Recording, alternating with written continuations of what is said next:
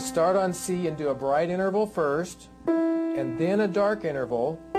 So see, they're piled on top of each other, but it's bright, dark. This is the most common, most frequently used of all chords in all of harmony. Now the next one that we frequently use, and we use it all the time, is the minor chord. We use them almost, maybe as much as the major chords, and it's a similar structure in a way. It uses both of our component building blocks, but it's dark, bright. So the reverse formula. This means we can build major chords and minor chords right away on any key, even on black keys. Here's one that's an oddball in terms of how the black keys come into play. Here's B. Major would be bright, dark. So it has two black keys. Once you learn a chord, you have it forever. They never ever change. B major will always have these two black keys. So we will become accustomed to employing black keys all of the time because it's irrelevant whether they're black or white once you see the structure. Now there's two infrequently used chords. We don't use them all the time, we use them occasionally. Their structures are even simpler than the common chords, the major and the minor, which we use all the time. The first one we'll look at is diminished. Start on B, do the dark and another dark. If you look closely, I have two dark intervals piled on top of each other with B at the bottom. This is B diminished. Well, all diminished chords work exactly the same. C diminished. Skip two keys for your dark interval, skip two keys for your dark interval, and you have C diminished. It employs two black keys. Now later we're going to see, this is one way of looking at it and a very effective, efficient way of looking at it to get off to a fast start. We will learn the official names, the theory names later, but one way of looking at it too is, let's go back to the major chord, and you'll see that it's very closely related to the other three.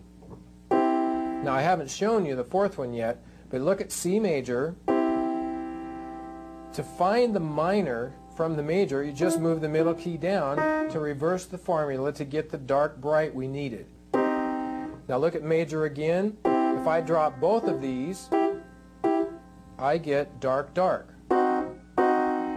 Now the last one, let's go back to major, and we're going to raise this up one pitch, and what we have now is the augmented chord. Again, it's closely related to the major chord, as all of them are, but this one is bright, bright. So, without trying to remember each chord I'm showing you, we're just looking at the actual structure that we're going to build from in order to get all of these. See, we will start learning them as we need them to make music. A lot of times when you learn a brand new song, you only have to learn one or two new chords. And that's our strategy, to know how they're built, and then we will start learning them as we need them. So the augmented chord, bright, bright, can be built anywhere. Here it is on D. Skip 3. To get the bright interval, skip 3 more. Now let's take these on your own. Try building just the bright interval in different places. Try after that building the dark interval in different places, keeping two keys in between them, just to get the idea. Then build a major chord anywhere you want with any key at the root. Do your bright interval, then your dark interval. Practice a few of those in different places. Don't try and remember them, just get the idea of the structure. Then try your minor chord by building dark, bright. Then try your diminished chord. Let's start on D this time. Diminished chord is dark, dark. It has kind of an eerie sound. The last one is the augmented chord.